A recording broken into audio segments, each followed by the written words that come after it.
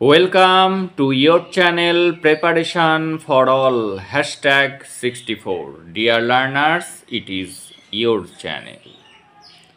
তোমরা যারা Calcutta university 5th সেমে পড়ছো তোমাদের কম্পালসারি ইংলিশ হিসাবে LCC 1 ফার্স্ট ব্র্যাকেট 2 পেপারটি পড়তে হবে। তোমরা যারা ইংরেজিতে দুর্বল তারা অনেকটাই টেনশন করছো, ভাবছো যে এত বড় বড় কোশ্চেন এতগুলো কি করে মুখস্থ করব, কিভাবে পরীক্ষায় লিখব। আমি তোমাদের জন্য এমন একটি সাজেশান এবং নোটস বানিয়েছি, কেবলমাত্র একটি কোশ্চেন মুখস্থ করলে তোমরা কিন্তু এই ব্রেক ব্রেক ব্রেক কবিতা থেকে যাই আসুক সেই কোশ্চেনেরই আনসার লিখতে পারবে। এবং এরকম যদি আরও ভিডিও পেতে চাও তাহলে চ্যানেলটিকে এখনই সাবস্ক্রাইব করে নোটিফিকেশান অন করে রাখো এবং কমেন্ট বক্সে অবশ্যই তোমাদের মতামতটি জানাও। ব্রেক ব্রেক ব্রেক এই কবিতাটি এই বছরের জন্য অত্যন্ত গুরুত্বপূর্ণ। এখান থেকে কিন্তু কোশ্চেন আসবেই আসবে, কারণ গত বছর এই কোশ্চেন থেকে কোনো কবিতা থেকে কোনো কোশ্চেন আসেনি, সেই কারণে এবছর আসার সম্ভাবনা খুবই প্রবল। তোমাদের 4টি কবিতা সিলেবাসে আছে, সেখান থেকে প্রত্যেক বছর 3টি কবিতা থেকে কোশ্চেন দেওয়া হয় এবং গত বছর যেহেতু ব্রেক ব্রেক ব্রেক থেকে কোশ্চেন আসেনি, এই বছর আসার সম্ভাবনা 100%। দেখে নাও এখান থেকে কোন কোশ্চেনগুলি পড়লে তোমরা সমস্ত কোশ্চেনের আনসার লিখতে পারবে এবং আনসারটি কিভাবে লিখতে হবে সেটিও আমি লিখে দিলাম। তোমরা এটি খাতায় নোট ডাউন করে এটি বারবার করে পড়ো এবং খাতাতে প্র্যাকটিস করো, বারবার করে লেখো। Question, give the substance of the poem break break break, এই কবিতার সাবস্ট্যান্স লেখো। অথবা যদি আসে, how does Tennyson depict sea and its surroundings in the poem break break break, এই কবিতাতে কিভাবে টেনিসন সমুদ্র এবং তার পারিপার্শ্বিক চিত্র ফুটিয়ে তুলেছেন সেটি লেখো। অথবা যদি আসে, what images of sea is presented in the different stanza of Tennyson's poem break break break, যে সমুদ্রে যে ইমেজ বিভিন্ন স্ট্যান্জার মধ্যে দিয়ে ফুটে উঠেছে সেটি লেখো। অথবা যদি আসে, describe Tennyson's break break break as an elegy, তাহলেও কিন্তু এই একটি উত্তর মুখস্থ করলেই এই 4টি কোশ্চেন কভার হয়ে যাবে। দেখো কিভাবে আনসারটি তোমরা লিখবে, বারবার করে এটি খাতায় প্র্যাকটিস করো এবং খাতায় লিখে নিয়ে মুখস্থ করো। Break break break, written by Alfred Lord Tennyson, is an elegy written on the death of his best friend Arthur Henry Hallam.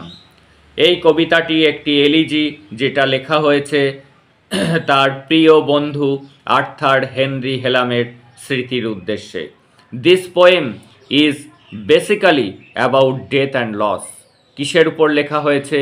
মৃত্যু এবং ক্ষতি, তার উপর লেখা হয়েছে। The poem break break break carries Tennyson's feeling of melancholy and nostalgia, এই কবিতা বহন করছে টেনিসনের অনুভূতি, দুঃখের অনুভূতি এবং পুরনো দিনের কথা।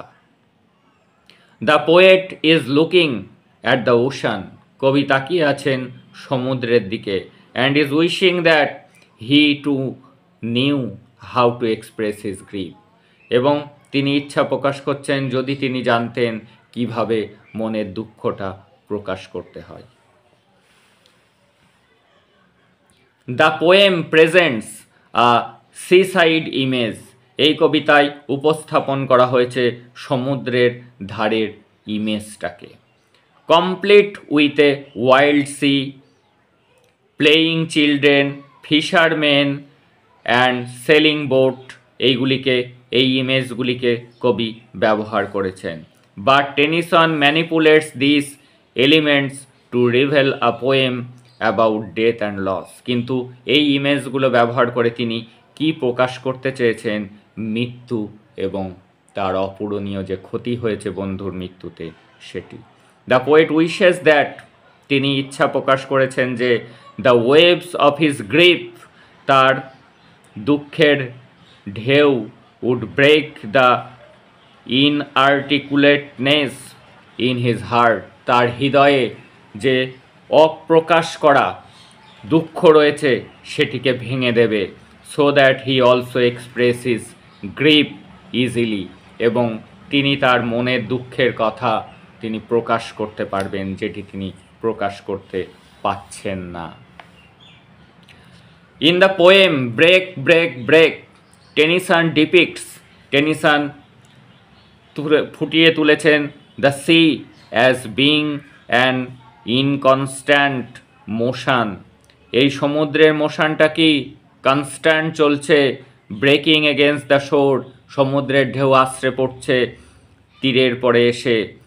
হি অলসো টেলস আস, তিনি আরও বলেছেন আমাদেরকে অ্যাবাউট দ্য সিজ সারাউন্ডিংস, সমুদ্রের চারিধার, দ্য কোল্ড গ্রে স্টোনস, ধূসর ঠান্ডা পাথর, অ্যান্ড দ্য ক্র্যাগস, ক্র্যাগস মানেও কিন্তু স্টোন, এগুলির কথা তিনি কিন্তু এই কবিতায় উল্লেখ করেছেন। এইবার দেখে নেব পরের stanza. The poet is standing near the cliff on the seashore, সমুদ্রের ধারে পাথরের পাশে তিনি দাঁড়িয়ে রয়েছেন। And addressing to the sea waves, এবং সমুদ্রের ঢেউকে তিনি বলছেন that are lashing the rocks repeatedly, যেটি আশ্রে পড়ছে বারবার করে এসে সমুদ্রের ধারে থাকা পাথরগুলির উপর। The sea is breaking on the cold grey stones, সমুদ্রেও এসে ভাঙছে সমুদ্রের ঢেউগুলি কিসের পরে, কোল্ড শীতল গ্রে স্টোনস, ধূসর পাথরগুলির উপর। অ্যান্ড দ্য স্পিকার ল্যামেন্টস দ্যাট, এবং বক্তা অর্থাৎ কবি দুঃখ করছেন, that he is unable to give the voice to his thought, এবং তার মনের মধ্যে যে চিন্তাগুলি রয়েছে সেগুলি তিনি প্রকাশ করতে ব্যর্থ।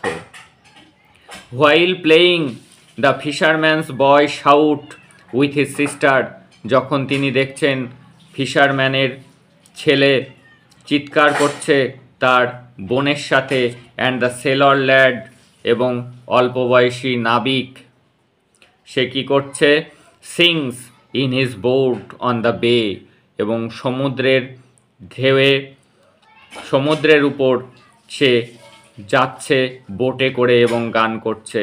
But the poet can not express such joy, কিন্তু কবি এরকম ধরনের আনন্দ উপভোগ করতে পারছেন না। The ship is coming from abroad are proceeding to their harbour, যেসব বাইরে থেকে যে জাহাজগুলি আসছে সেগুলি বন্দরে ফিরছে আন্ডার দ্য হিল, যে বন্দরটি পাথরের নিচে, পাহাড়ের নিচে।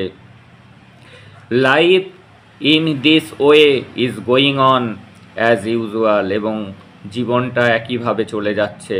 And there is no sign of sadness and slackness, এবং সেখানে কোনো দুঃখ নেই, কোনো ধীর গতি নেই।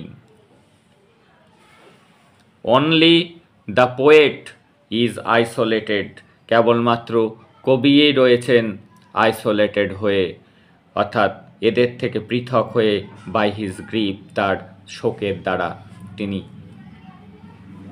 বাস্তব জীবন থেকে যেন ছিন্ন হয়ে রয়েছেন। He yearns to touch the hand of his friend, তিনি ইচ্ছা প্রকাশ করেছেন তার বন্ধুর হাত স্পর্শ করার জন্য। He wants to hear the sound of his friend's voice, তিনি চেয়েছেন আবার তার বন্ধুর কণ্ঠস্বর শুনতে। The waves repeatedly comes in, বারবার করে ঢেউগুলি আসছে। And breaks on the rocks, আশ্রে পড়ছে পাথরগুলির উপর। বাট হি ল্যামেন্টস দ্যাট, তিনি দুঃখ করেছেন the tender grace of the day, এই দিনের সুন্দর যে দিন, when his friend was alive, সেই দিনগুলি সুন্দর ছিল যখন তার বন্ধু বেঁচে ছিল। উইল নেভার রিটার্ন এগেন, সেই দিনগুলি আর ফিরবে না। The poet here uses symbols of sea. সমুদ্রের তিনি সিম্বল ব্যবহার করেছেন to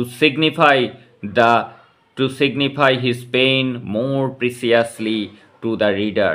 পাঠকের কাছে যার যন্ত্রণার কথা আরও ভালোভাবে ব্যক্ত করার জন্য। Sea is used here as a contradiction to his painful feeling. তার এই যন্ত্রণার কথা বোঝানোর জন্যই এই সমুদ্রকে ব্যবহার করেছেন, এবং সেটির মধ্যে রয়েছে একটা কন্ট্রাডিকশান, অর্থাৎ বিপরীতধর্মী দুটো জিনিস তার মধ্যে দিয়ে তিনি ফুটিয়ে তুলেছেন, যেটি প্রথম স্ট্যান্জা এবং শেষ স্ট্যান্জা পড়লে আমরা বুঝতে পারি। ইন দ্য ফার্স্ট স্ট্যান্জা, প্রথম স্ট্যান্জাতে of the poem, the poet uses the line, break, break, break on thy cold grey stones, O sea. Break, break, break, O thy cold grey stone, O sea. তুমি ঠান্ডা ধূসর পাথরগুলির উপর আশ্রে পড়ো। The poet means to say, কবি বলতে চেয়েছেন, that the waves of the sea comes and touch and return to its own way without any mistake or pause. তিনি কি বলতে চেয়েছেন? The waves of the sea, সমুদ্রের ঢেউগুলি আসছে, স্পর্শ করছে, আবার ফিরে যাচ্ছে আপন গতিতেই, কোনো রকম ভুল বা থমকে না গিয়েই, অর্থাৎ জীবন স্রোত একই রকমভাবে চলছে। ইট ইজ অলওয়েজ মুভিং, এটি চলতেই রয়েছে সবসময়।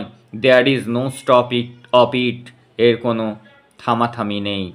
But the poet is now in the sea of grief, কবি রয়েছেন সমুদ্রের মতো বিশাল দুঃখের মধ্যে। হুইচ ইজ নট মুভিং, যেটি কনস্ট্যান্ট, তার বুকের মধ্যে চাপা যন্ত্রণা রয়েছে যেটি নড়াচড়া করছে না। And constantly bothering the poet, এবং কবিকে এক নাগাড়ে যন্ত্রণা দিয়ে চলেছে। He can not forget the feeling of loss of his friend, তার বন্ধুর এই যে হারিয়ে যাওয়া, এটি তিনি ভুলতে পারছেন না। His sorrow is in the mode of paralysis, এবং তার এই দুঃখ তাকে অসাড় করে দিচ্ছে। On the very last stanza, একদম শেষ স্ট্যান্জাতে, the poet again quite repetitively says, কবি আবারও সেই একই কথা বলেছেন, break, break, break at the foot of thy crags, O C.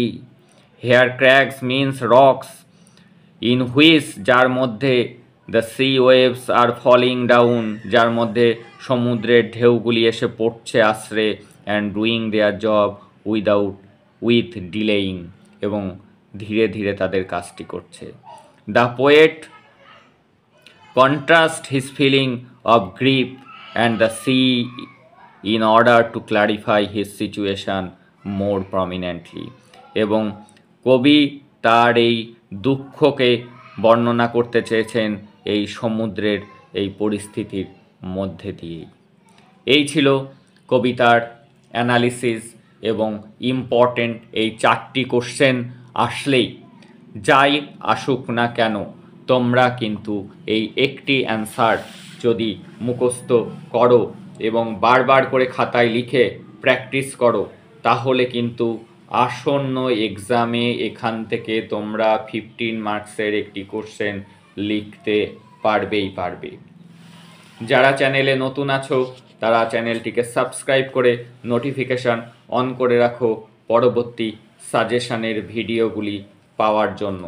এগুলি তোমাদের কাছে অত্যন্ত হেল্পফুল হবে যারা ইংরেজিতে একটু দুর্বল আছো তাদের জন্য। দ্যাটস অল টুডে, দেখা হচ্ছে পরের ভিডিওতে।